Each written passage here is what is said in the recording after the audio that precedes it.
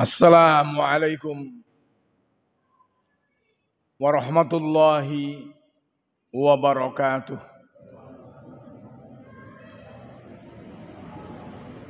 Innal hamdalillah nahmaduhu wa nasta'inuhu wa nastaghfiruh wa na'udzu billahi min syururi anfusina wa min sayyiati a'malina. May yahdihillah fala mudhillalah wa may yudlil fala hadiyalah. Asyhadu an la ilaha illallah wahdahu la syarikalah wa asyhadu anna Muhammadan abduhu wa rasuluh. Allahumma salli ala Muhammadin wa ala alihi wa ashabihi ajma'in. Amma ba'd. Bapak-bapak, ibu-ibu dan saudara-saudara sekalian, rahimakumullah. Alhamdulillah, kita bersyukur kepada Allah Subhanahu wa ta'ala atas berbagai nikmat yang dikaruniakannya kepada kita semuanya. Salawat dan salam semoga terus tercurahkan kepada Nabi kita Muhammad sallallahu alaihi wasallam, keluarganya, para sahabatnya, dan umatnya yang setia mengikuti sunnah-sunnahnya. Bapak-bapak, ibu-ibu dan saudara-saudara sekalian rahimakumullah. Pada beberapa pertemuan yang lalu kita telah bahas bagaimana kesengsaraan orang-orang yang ada di dalam neraka. Kita mulai pertemuan ini dengan melihat bagaimana kenikmatan di surga.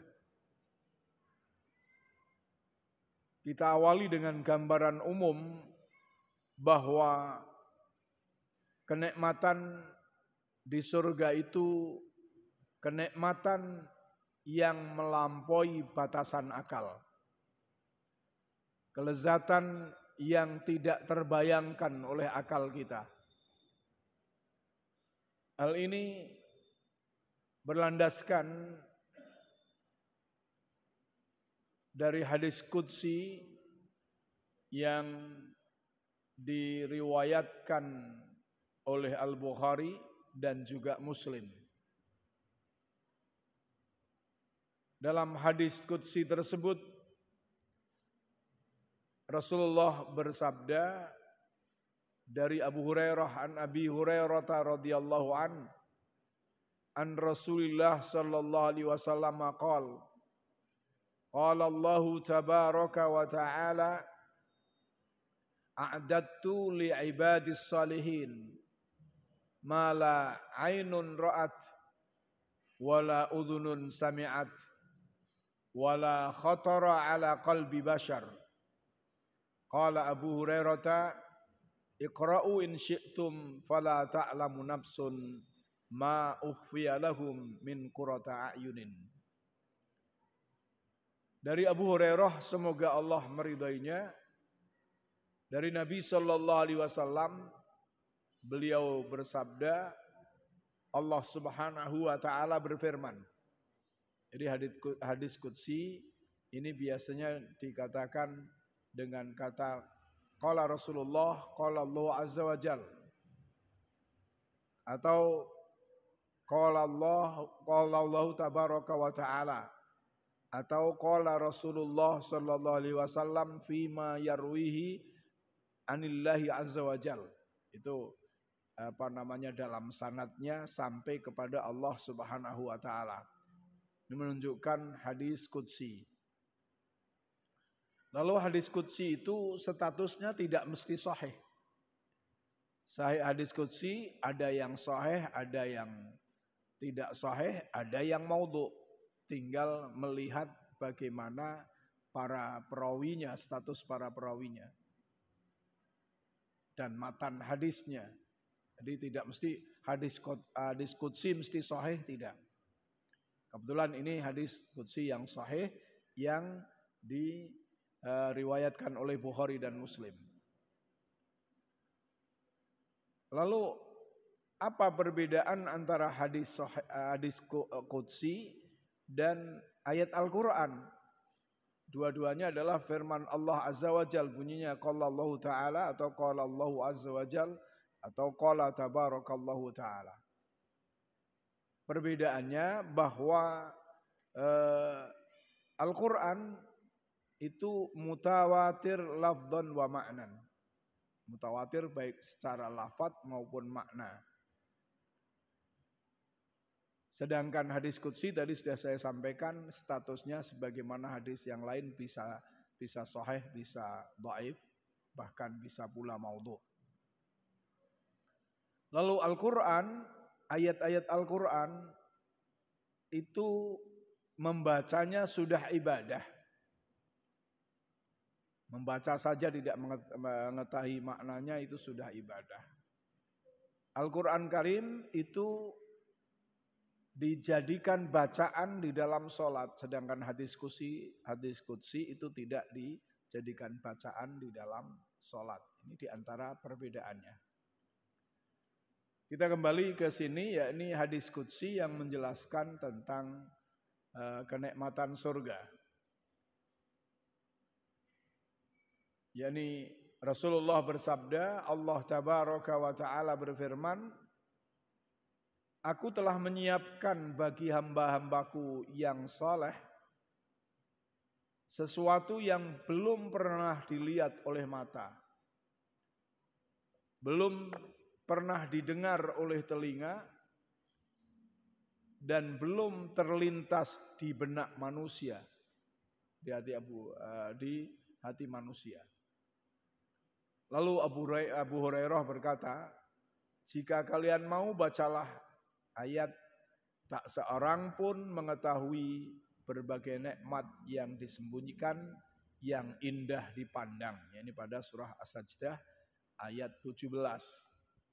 Jadi hadisnya sampai dengan tidak terlintas di benak manusia.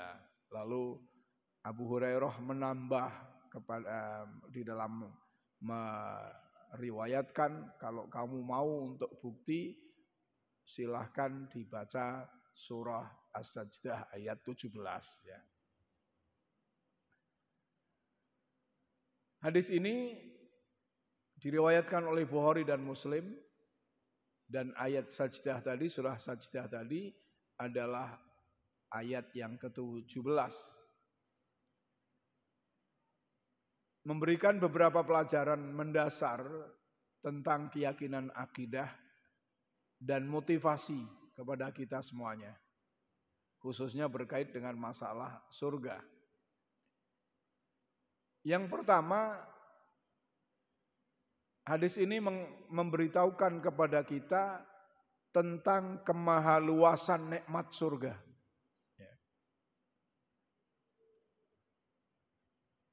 Pelajaran terpenting adalah bahwa kenikmatan surga melampaui batas imajinasi,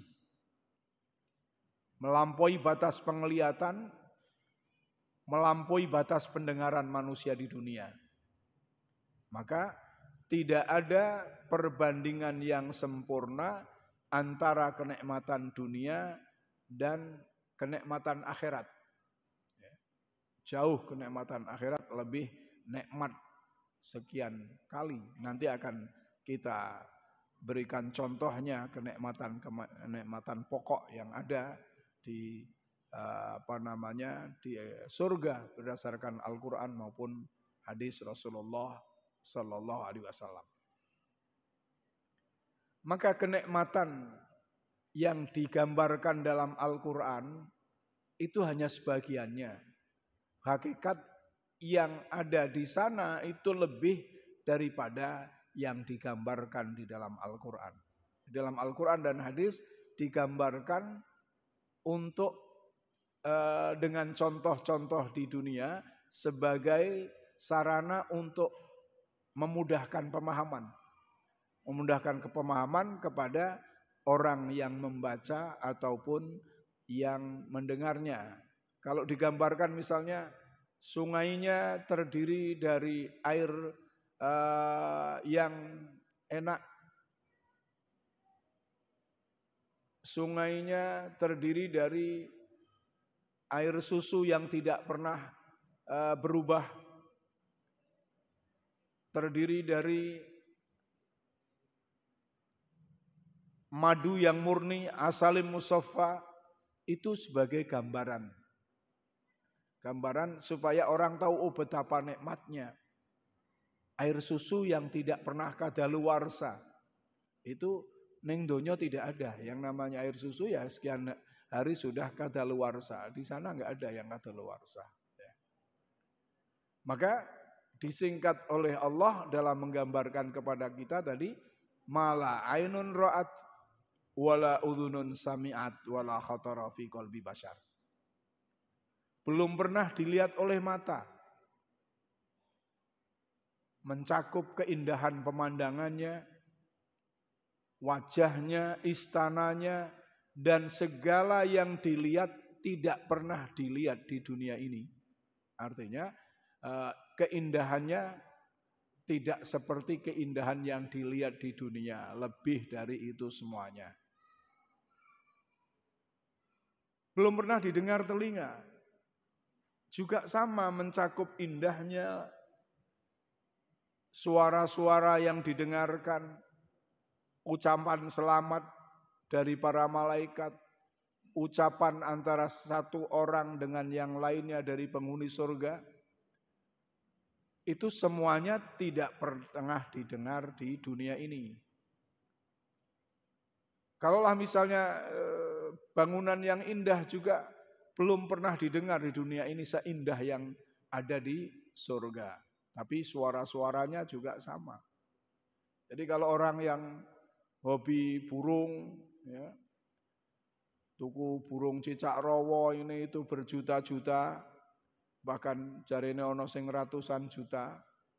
Ngapain tuku itu? Ya. Lebih baik gue gawe masjid timbang gue tuku manuk. Ya. Manuk isik ngempani, di situ nyekso manuk juga dosa. Ya. Kita ini ketika mengingu burung, ya, lalu burung itu tidak diberi haknya burung sebagai biologisnya, didewek-deweke wedok karo lanang, sampean gelem dideweke wedok karo lanang. Itu tidak diperbolehkan, termasuk yang dosa itu. Saya membaca satu kitab, boleh memelihara binatang-binatang piaraan, tapi hak-haknya dipenuhi. Haknya tidak hanya makan saja, tapi termasuk hak biologisnya. Jadi ngapain itu? Saya katakan daripada untuk didengarkan suaranya, wah sampai regone larang, nggo gawe masjid, nggo gawe nyantuni anak yatim, nggo gawe membantu orang-orang yang tidak mampu. Itu sudah jelas pahala yang besar. Wis orang ngerepoti. Nek sampean tuku misalnya masang AC masjid. Masjid AC ini loro tok, ya. Masa jamaah sugih-sugih AC ini loro tok. Nah mbok tukoke kono siji ngono lho. Wis tuku ora usah wedi timbang nggo tuku manuk. AC piro 3 juta, manuk jare ana sing 10 juta, ana sing 100 juta. Ya itulah. Jadi nanti mendengarnya di surga lebih nikmat daripada mendengar di dunia. Kemudian tidak pernah terlintas di benak manusia. Ya ini mencakup bahagia hati, kebahagiaan hatinya. Di samping terlintas sing dipingine ning donya wis semuanya ada di sana. Maka kebahagiaan hati, ketenangan jiwa, dan segala yang hanya bisa dibayangkan, namun kenikmatan aslinya jauh lebih sempurna di akhirat nanti. Ya. Maka tidak terlintas di benak manusia akan kenikmatan yang sedemikian rupa. Ibaratnya orang yang di surga disediakan azwajum mutahharah, istri-istri yang suci yang disebutkan dalam hadis jumlahnya 40. Mungkin nek sampean bayangan dunya duwe istri 40 ki ya bingung ngempanane priye dan sebagainya. Tapi di sana menjadi ketentraman jiwa. Ketentraman karena apa? Karena sudah tasbih dan tahmid semuanya. Jangan terus dibayangkan istri 40 lah kok priye sedina pisan piye. Sedina pisan be ora cukup ya. Nah, karena 40 sedangkan bulannya mung 30 dino ya, misalnya. Ya, tapi diketahui satu hari di dunia sama dengan berapa? Alfisanah mimma ta'udun. Wa inna yauman ka alfisanatin mimma ta'udun. Ya. Satu hari sama dengan 10.000 tahun, 1.000 tahun yang kamu hitung di dunia ini. Jadi kenikmatan yang tiada tara. Maka tidak pernah terlintas dalam hati manusia. Kemudian tadi mala ainun ra'at wala udhunun sami'at wala khatara fi qalbi bashar ini, ala qalbi bashar ini adalah balasan spesial bagi hamba yang soleh.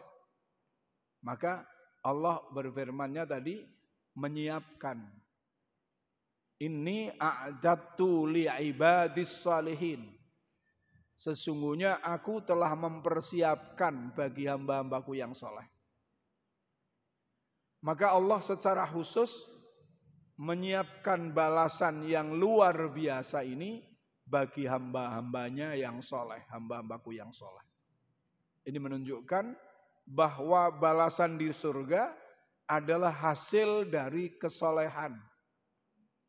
Hasil dari keimanan dan amal perbuatan yang baik di dunia, ya, di dunia ini yang kita lakukan. Mungkin terus timbul pertanyaan, kan kita masuk surga itu karena rahmat Allah, bukan karena amal kita. Itu dalam hadis memang Rasulullah menyatakan begitu. Ya, hadis itu tidak dipahami secara letterlek rahmat. Tapi untuk mencapai rahmat itu apa? Betul, surga itu manusia masuk ke surga bukan karena amalnya, akan tetapi karena rahmat Allah. Lah untuk mencapai rahmat Allah itu adalah, ya, mencapai rahmat Allah itu adalah beriman beramal soleh. Ya, beriman beramal soleh itu mencapai rahmat. Kalau kita tidak beriman, kita tidak beramal soleh, lalu mengharapkan rahmat Allah, ya tidak mungkin akan dapat, ya, tidak akan mungkin dapat rahmat Allah itu. Yang keempat, anjuran untuk beramal secara rahasia. Ya.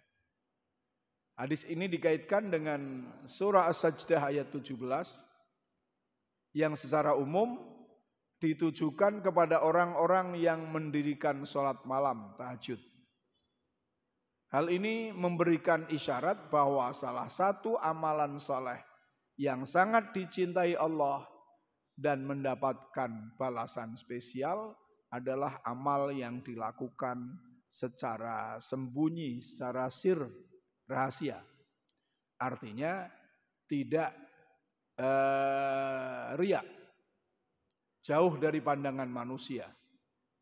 Seperti orang qiyamul lail itu jauh dari pandangan manusia karena di malam hari tidak ada orang, dia melakukan sholat. Ya. Tentunya tidak berarti amal yang jahar itu tidak terima, tidak.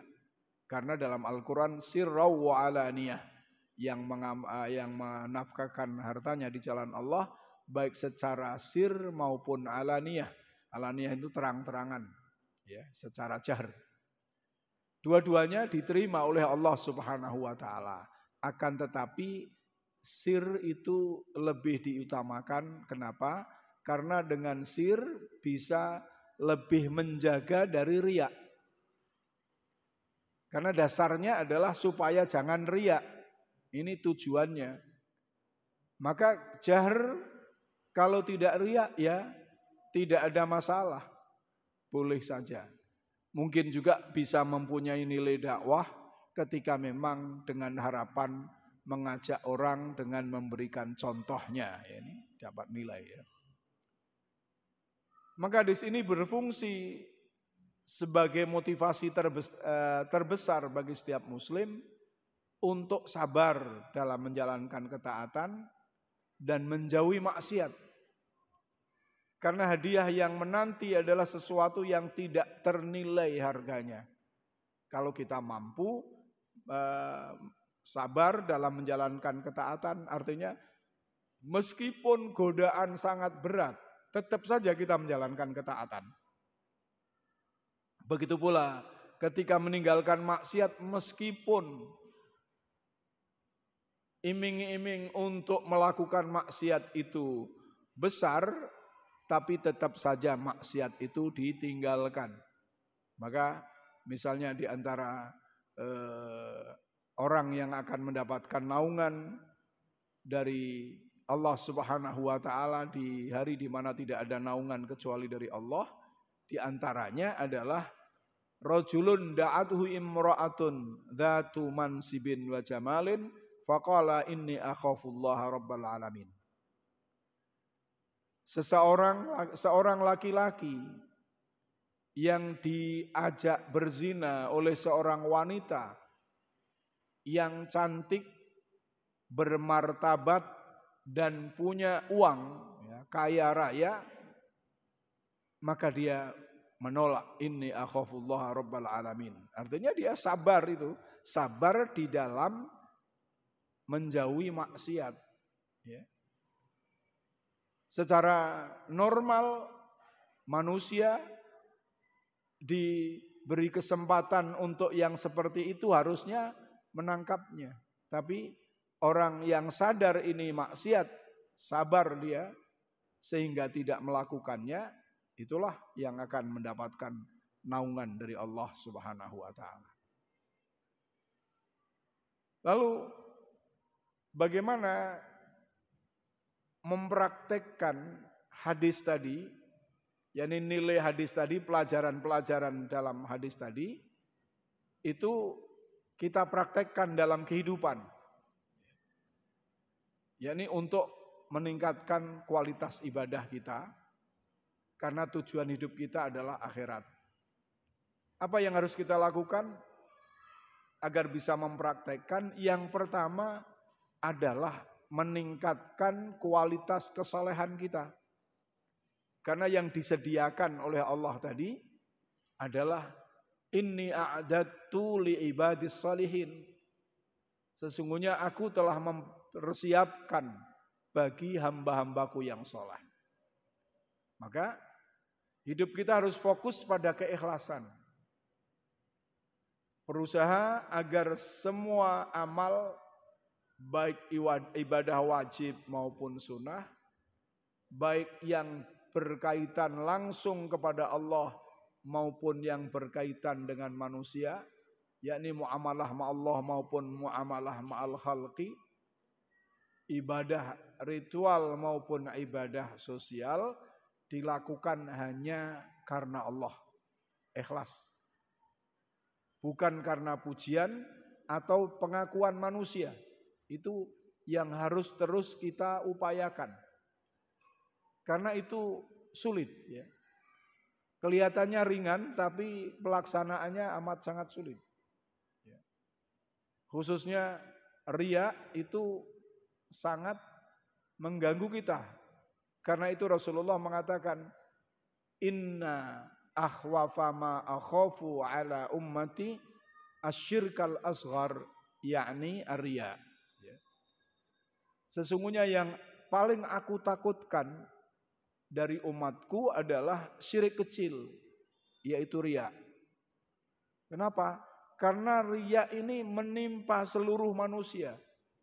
Kecil, besar, tua, muda, kaya, miskin, pinter, bodoh, ustadz, murid, habib, kiai, tertimpa semua kalau tidak hati-hati.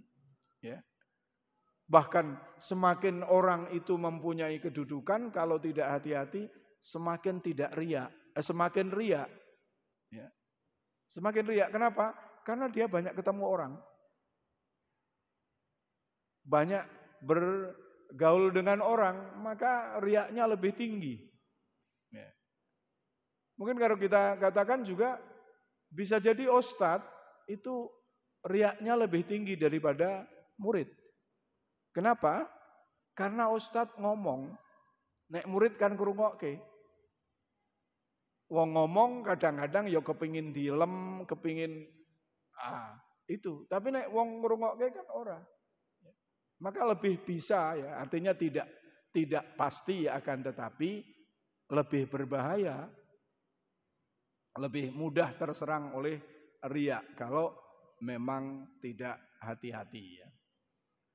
Ingin dipuji itu sudah riya namanya.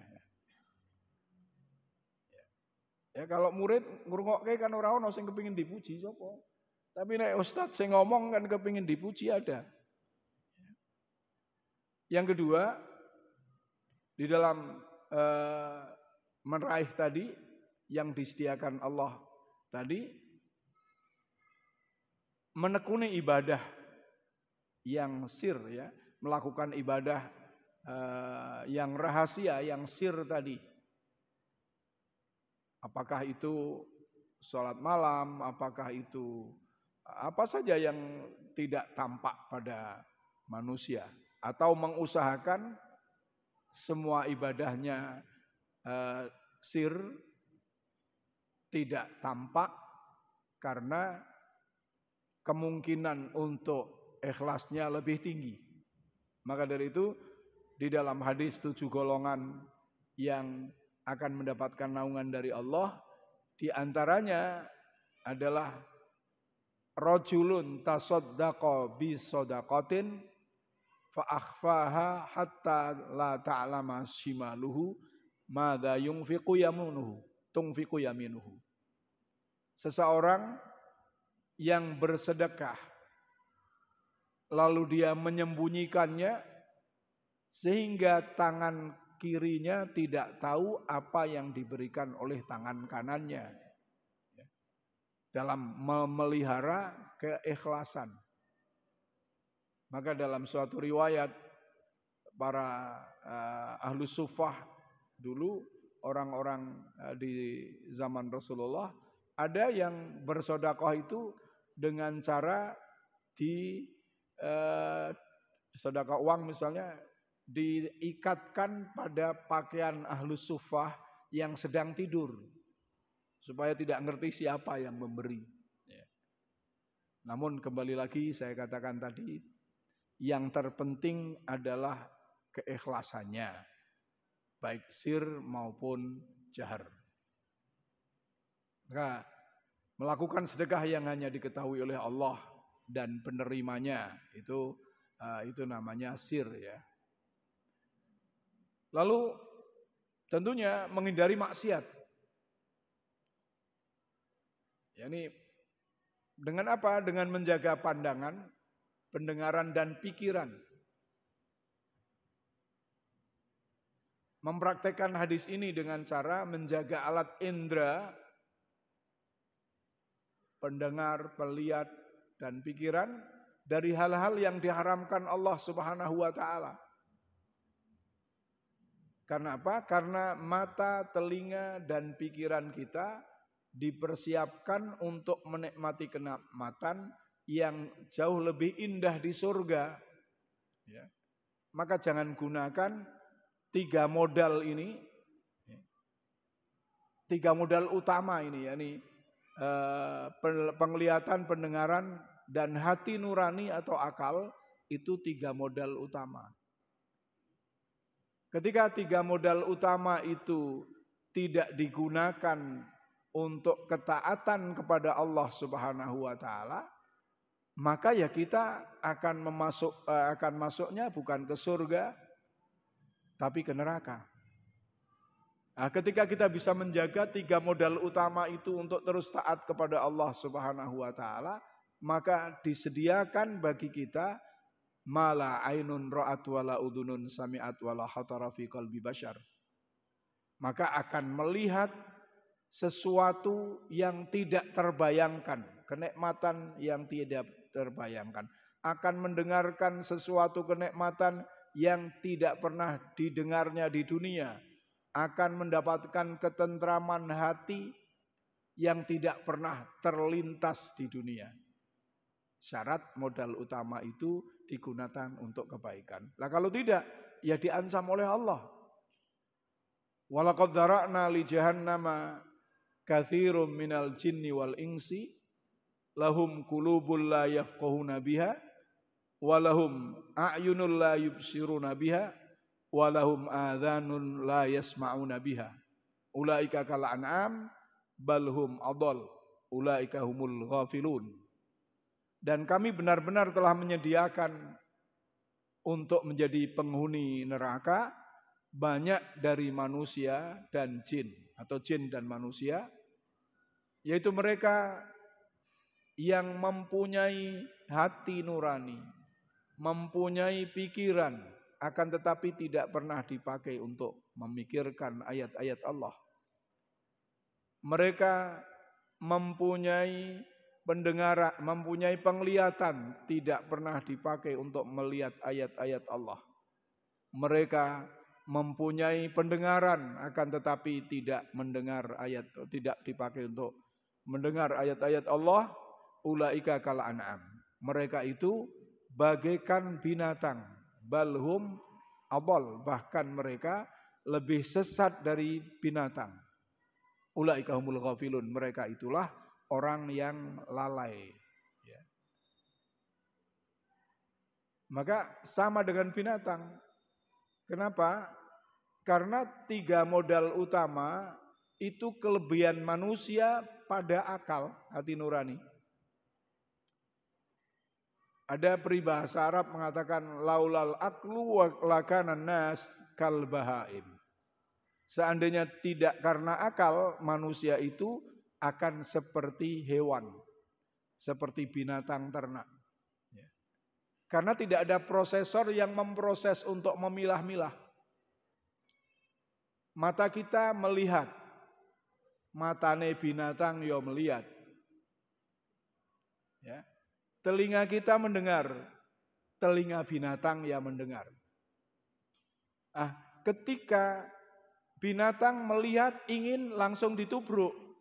Ya. Tidak pikir itu halal haram. Binatang kerungu enak melayu diluru. Enggak pikir halal haram. Karena tidak ada prosesornya. Tidak ada yang memproses hati nurani. Akal. Manusia itu melihat, mendengar, kemudian masuk ke hati nurani, diproses, iki oleh dilakoni apa ora. Ya. Tentunya alatnya adalah pemahaman Islam.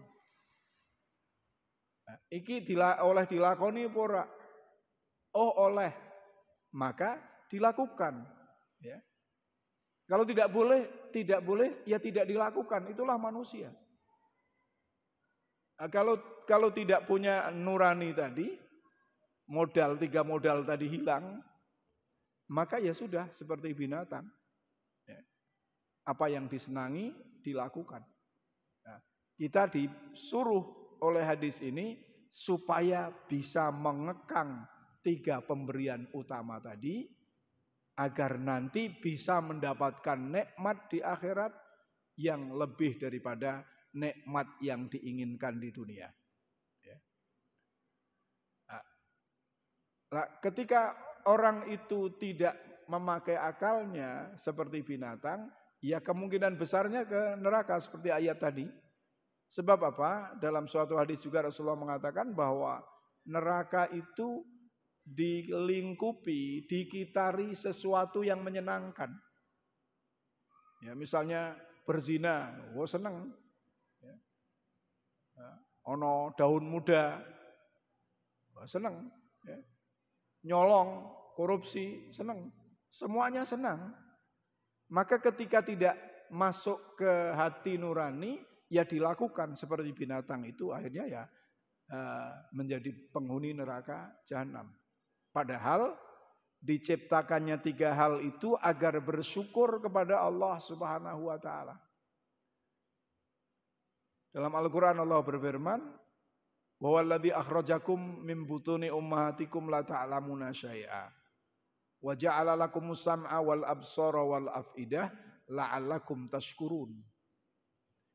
Dan dialah Allah yang telah mengeluarkan kamu dari perut ibu kamu sekalian, dalam arti dari rahim ibu kamu sekalian dalam keadaan tidak mengetahui apa-apa.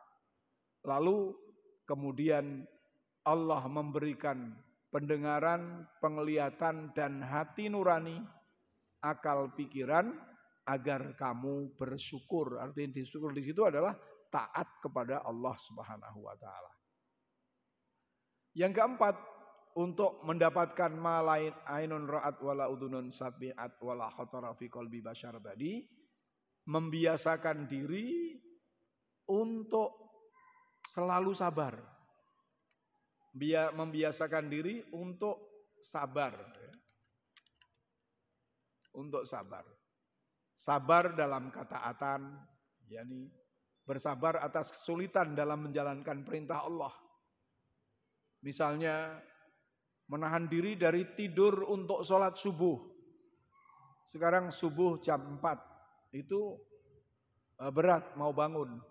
Itu adalah kita harus sabar. Sabarnya ora terus turu, tapi sabarnya meskipun berat untuk bangun subuh ke masjid tetap dijalankan. Itu sabarnya, bukan sabarnya yo kok sabar aku Pak turun dhisik, bukan begitu ya. Sabar untuk melawan gangguan-gangguan di dalam ketaatan kepada Allah Subhanahu wa taala.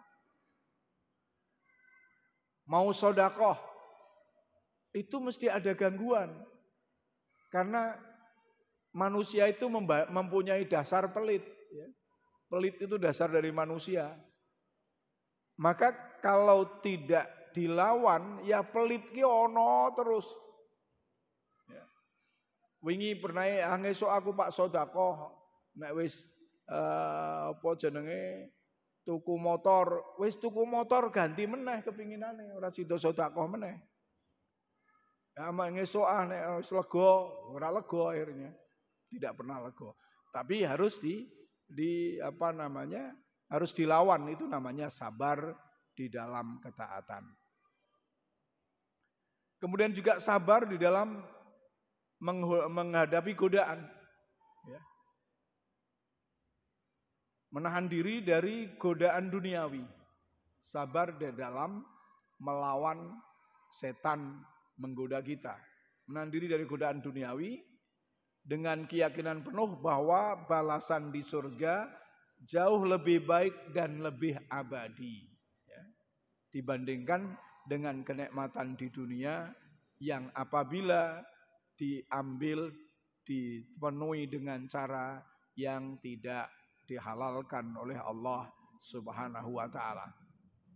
Bapak-bapak, ibu-ibu dan saudara-saudara sekalian rahimakumullah, cukup ini yang saya sampaikan, yakni pembukaan bahwa kenikmatan surga itu kenikmatan yang tidak bisa dibayangkan.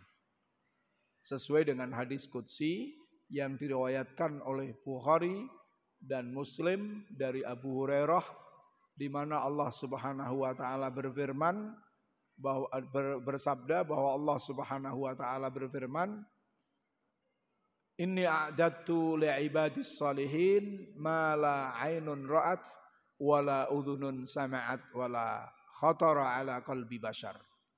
Allah berfirman, sesungguhnya aku telah menyediakan untuk hamba-hambaku yang soleh kenikmatan yang tidak pernah dilihat oleh mata, tidak pernah terdengar oleh telinga, tidak pernah terlintas dalam hati atau benak manusia. Mudah-mudahan kita termasuk manusia yang bisa mendapatkan itu. Dan kita tutup kajian ini dengan doa kafaratul majlis.